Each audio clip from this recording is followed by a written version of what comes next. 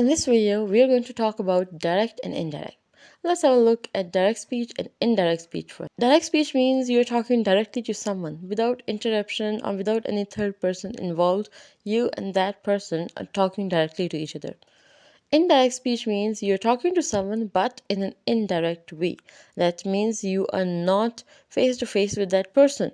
Let's say you are not talking to a person but you want to convey a certain message. How would you do it? You get a third person to do it. You ask that person to convey your message to the one you're not talking to.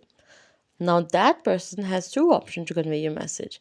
She can either use exact words or they can just convey the message in their own wording. In written work, direct speech means you are conveying someone's message using exact words.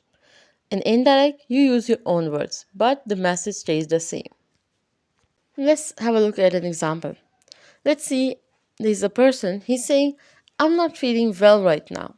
And you have to convey this statement to someone. You have to tell someone else. How are you going to do it? If you are going to use direct speech, you will use inverted commas and you just give the exact statement. He said, I'm not feeling well right now. That would be direct speech. That would be the exact words of that person.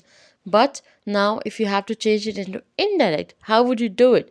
He said that he was not feeling well then. Inverted commas are gone. We have placed that after said and change of pronouns. You are using your own words. Okay, now I would not be the pronoun over here because you are telling the statement in your own words. Whenever you have to change direct speech into indirect, one thing that you must keep in mind, or one thing that you have to look for, is the reporting verb. Now, what is reporting verb? Reporting verbs help you tell or introduce what someone said. Like in the statement when you rewrite, he said, he tell, he says, he told. Say, tell, told, ask, all of these are reporting verbs. You are introducing, you are quoting someone else's words. So these are your reporting verbs. Reporting verb is really important. Why? Because it is going to decide the tense of your sentence. Like we have a statement, he said dash dash dash inverted commas. When you change that inverted commas, when you remove inverted commas, when you have to change the statement into indirect, we have to keep a check on the tense of the reporting verb. Now let's have a look at reporting verb of past or present tense. First, present tense. He says, I go to school every day. Says. Says is your reporting verb over here and it is a present tense. You can tell the form of the verb, it is a present tense. Now look at the statement in inverted commas. I go to school every day. I go to. This is also a present tense. So how are you going to change it? If your reporting verb is in present tense, the statement inside the inverted commas, when you change it into indirect, the tense of that sentence would remain same. You are not going to change the tense. See, you are going to change the pronouns. He says that he goes to school every day. Goes. We have not changed it into went or gone. Why? Because our reporting verb was in present tense. So our sentence would also be in present tense. Next example. When your reporting verb is in present tense, but the next part, the one that is in inverted commas, it is in present tense.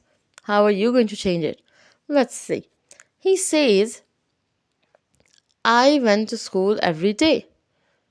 I went past tense, but says present tense. What are you going to do? Like I told you, when your reporting verb is present tense, the tense of the statement of the quotation will not change. Okay? We are not going to change the tense. We are not going to make it present or future or any other tense. We are simply going to change the pronouns. He says that he went to school every day. Simple, okay? He in place of I, and the whole other statement remains the same, tense is same. Similarly, if your reporting verb is in present tense, but the quotation, the inverted commas statement, that is in future tense, your statement will remain in future tense. You're simply going to use that and you're going to change the pronouns, but not the tense. Now, if a reporting verb is past tense.